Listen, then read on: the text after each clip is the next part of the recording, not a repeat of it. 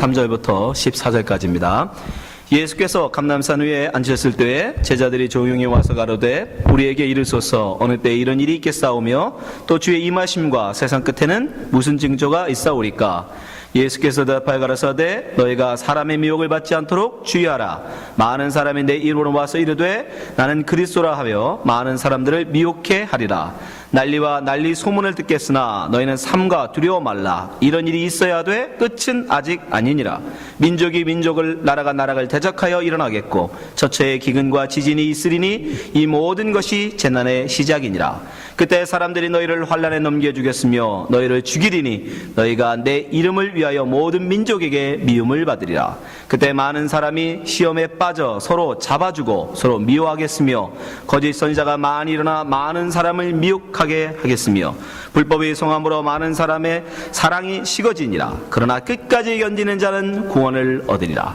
이 처음 천국 복음이 모든 민족에게 증거되기 위하여 온 세상에 전파되리니 그제야 끝이 오리라. 아멘.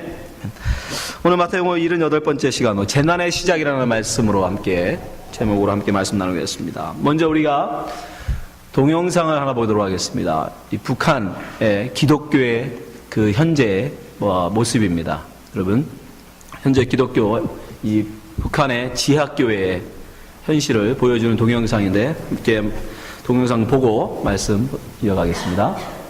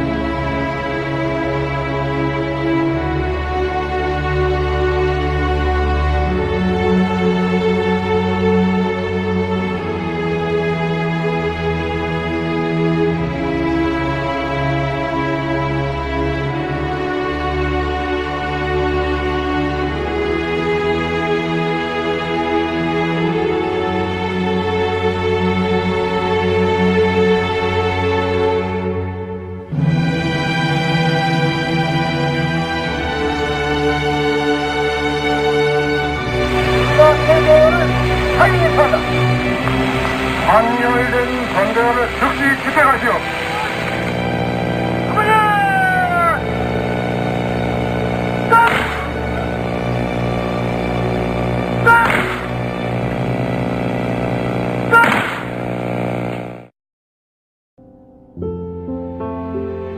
아버지요, 교회가 다 무너졌습니다.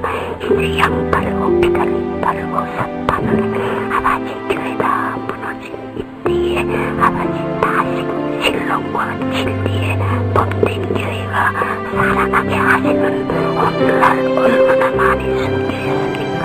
이 피에 기초가 되고 저의 그리스도의 표가 아버지요 구원의 표가 되어서 이 민족을 아버지고 이곳을 파리시게 하시려고 아버지 역사하는 역사에 일선이 야들이 맞았습니다. 아버지 사랑합니다. 아버지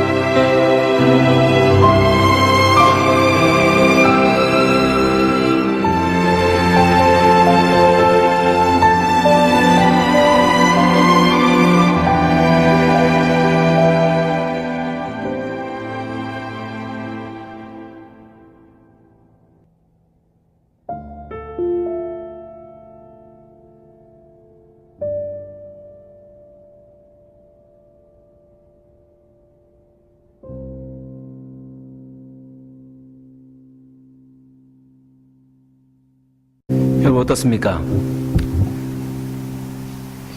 이것이 지금 현재 북한 기독교의 현실입니다. 하나님께서 보실 때 여러분 어떠실까요? 과연 저들과 자유의, 종교의 자유가 있는 우리 보시면서 하나님은 어느 쪽을 더 애타게 바라보실까요, 여러분? 하나님의 눈으로 보면 여러분, 저는 우리가 더 하나님은 우리를 더 안타깝게 보실 거라고 생각합니다. 종교 생활에 아무런 제한을 받지 않지만 이 미국에서 자신의 입맛에 맞는 교회를 골라가면서 예배하고 있는 우리와 한 번의 예배에도 목숨을 걸고 예배하는 그들, 비싼 가죽 성경 사서 집에 가서 한 번도 펼쳐보지 않고 던져뒀다가 주일날 한 번 가져오는 우리와 성경이 없어서 쪽복음을 써서 그 말씀 한 절 한 절을 가슴에 묻고 있는 그들과 주일날 그저 부리는 우리의 한 번의 곡 노래와 찬송가를 부르고 싶어서 그걸 암기하고 싶어서 노트에 한 절씩 한 절씩 적어서 원래 숨어서 부르고 있는 그들, 마음껏 기도할 수 있지만 주일날 와서 그저 한 번의 기도와 하는 우리와 하나님 앞에 눈물로 소리を죽이며 기도하는 그들과 누구의 신앙이 과연 하나님 앞에 더 정결하고 진실될까요, 여러분? 과연 북한에 저런 고난이 있지만, 아픔이 있지만, 상처가 있지만, 여러분 그들에게 가짜 크리스찬이 있을까요? 목숨을 걸지 않고는 예배할 수 없는 그들에게, 자기의 목숨을 걸지 않고는 성경을 읽을 수 없는 그들이 가짜 신앙을 가질 수 있습니까, 여러분? 내 입맛대로 교회를 골라가고 내 귀에 듣기 좋은 소리만 듣는 우리와 여러분, 그들과 비교할 수 있습니까? 하나님이 그들을 불쌍히 여긴다고 생각하지 마십시오. 우리를 불쌍히 여기십니다. 여러분을 불쌍히 여기십니다.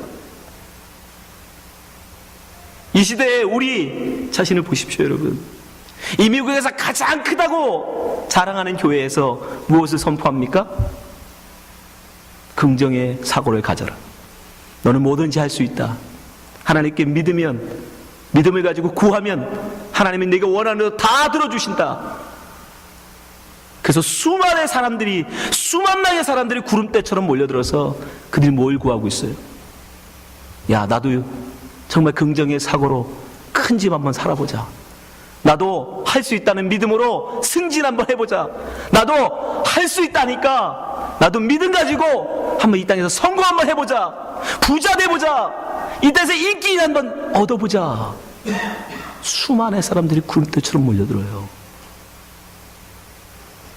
여러분, 그러나 기억하십시오. 마지막 때에 예수님 우리에게 분명히 경고하십니다. 마지막 때 가면 거짓 선지자들이 일어날 것이다.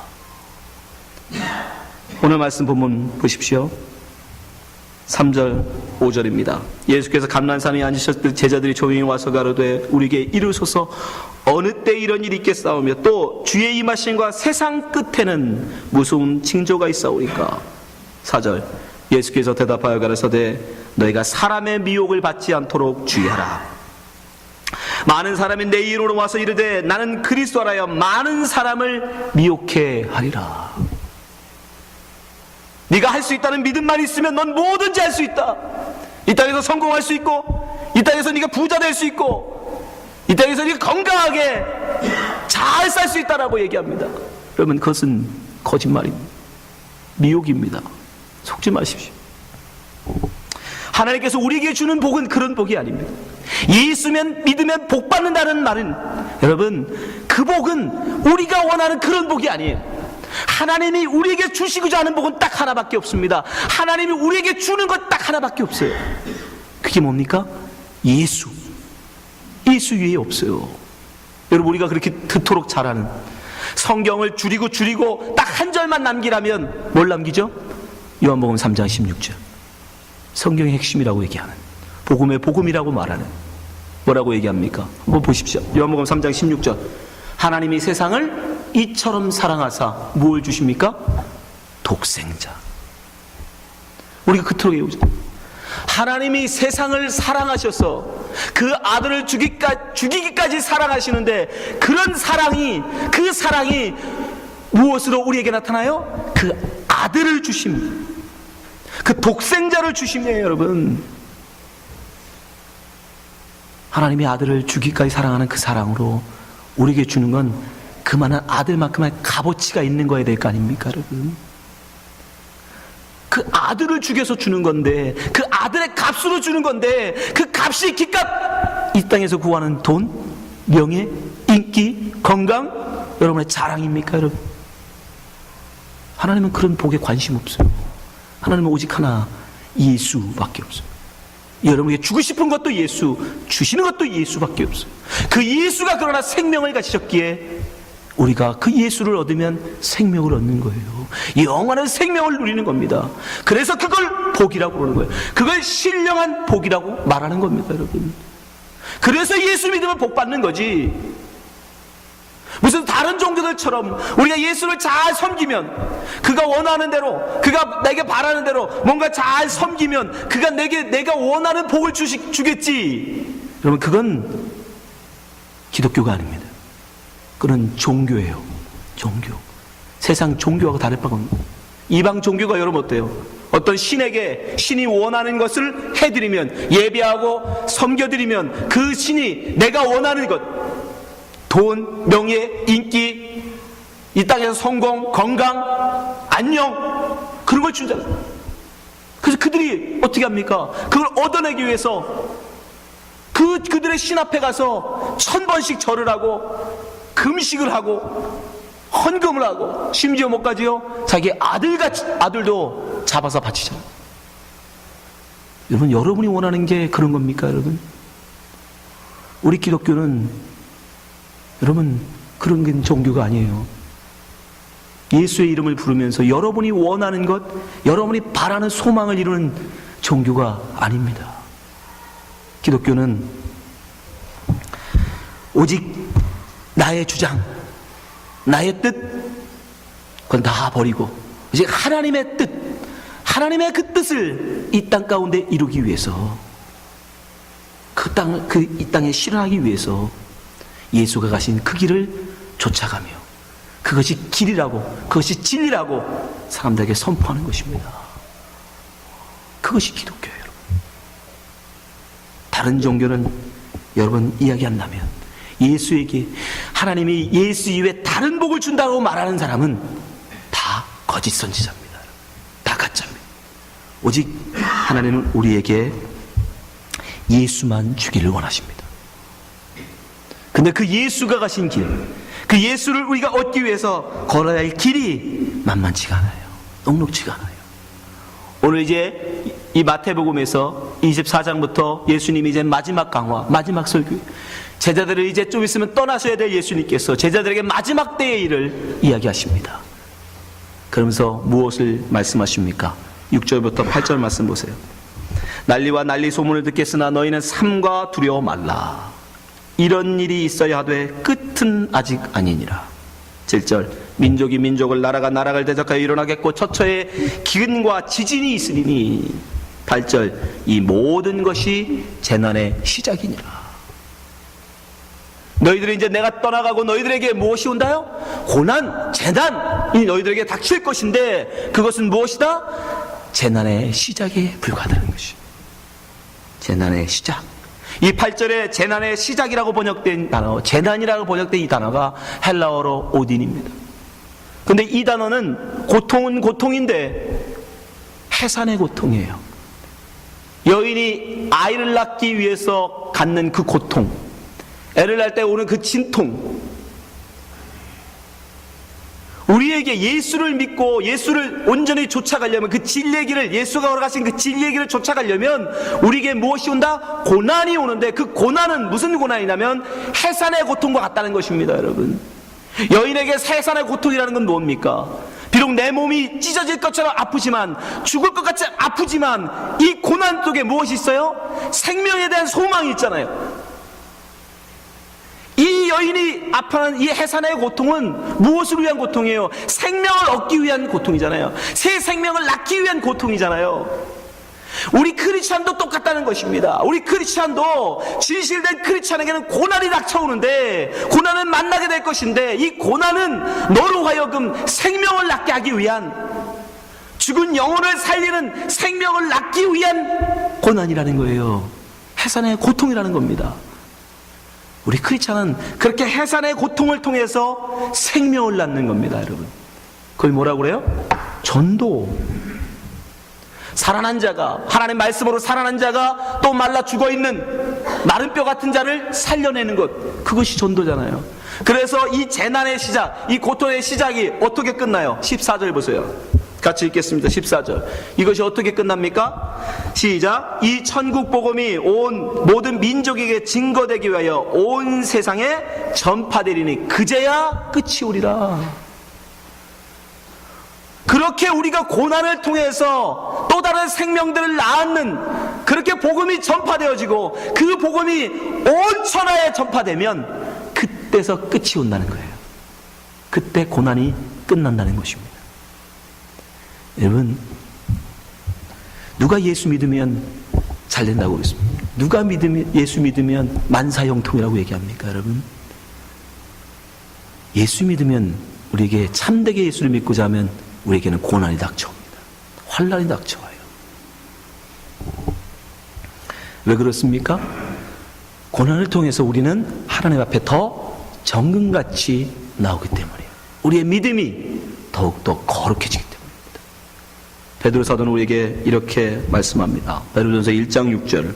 그러므로 너희가 이제 여러 가지 시험을 인하여 잠깐 근심하게 되지 않을 수 없으나, 뭔 말이에요? 꼭 당하게 된다는 거예요. 너희들은 이 과정 꼭 겪게 될 거야. 그러나 뭐라고 해요? 오히려 크게 기뻐하라. 그러나 기뻐하랍니다. 왜요? 그 이유가 뭡니까? 우리에게 고난이 오는 이유가 뭐예요? 7절. 너희 믿음의 시련이 불로 연단하여도 없어질 금보다 더 귀하여, 금보다 더 귀한 예수 그리스도에 나타나실 때의 칭찬과 영광과 존귀를 얻게 하려 함이라. 우리는 고난을 통해서 여러분, 금보다 더 귀한 믿음의 사람으로 변하는 것입니다.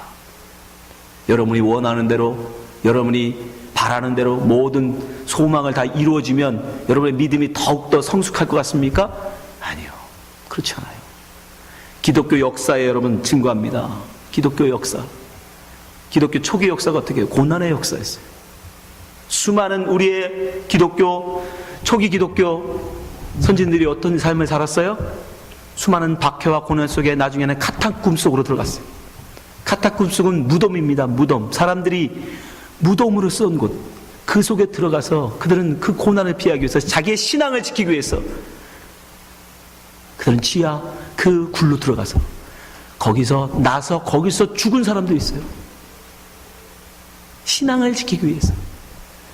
그 믿음이 여러분 가짜 믿음일 수 있어요? 목숨을 걸고 한 믿음. 근데 그 믿음이, 그 신앙이 어쩔 때 변질됐습니까? 콘스탄틴이 313년에 기독교를 공인하는 순간부터 황제가 기독교를 믿으니까 수많은 사람이 황제에게 잘 보이려고, 출세하려고 교회로 몰려들었어요. 그리고 교회는 어떻게 됐어요? 수는 엄청나게 늘어났어요. 기독교, 로마가야의 기독교 국가로 변할 정도로. 단 5%도 안 됐던 기독교인이 순식간에 로마 전체가 다 기독교인이 됐어요.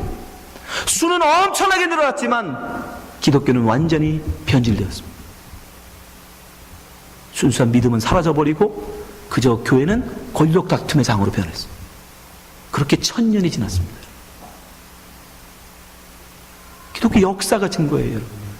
우리가 원하는 대로 우리의 소원을 이루고 성취하는 그런 기독교는 타락합니다.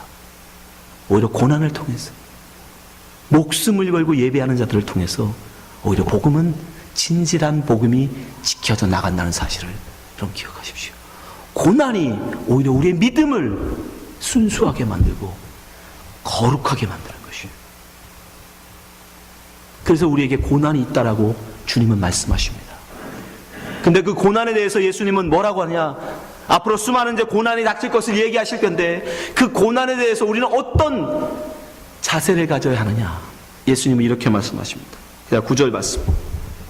그때 사람들이 너희를 환난에 넘겨주겠으며 너희를 죽이리니 너희가 내 이름을 위하여 모든 민족에게 미움을 받으리라. 그때 많은 사람이 시험에 빠져 서로 잡아주고 서로 미워하겠으며 거짓 선지자가 많이 일어나 많은 사람을 미혹하게 하겠으며 불법이 성함으로 많은 사람의 사랑이 식어지리라. 그러나 끝까지 견디는 자는 구원을 얻으리라. 여러분, 예수님이 여러분을 환난 닥칠 때 도망가라고 말씀하지 않으세요. 환난이 닥칠 때 그것에서 나를 빠져나가게 해달라고 하나님께 간구하라고 말씀하지 않습니다. 고난을 어떻게 하라? 견뎌라. 환난이 닥칠 때 견디라고 말씀하세요. 참아내라고 말씀하십니다.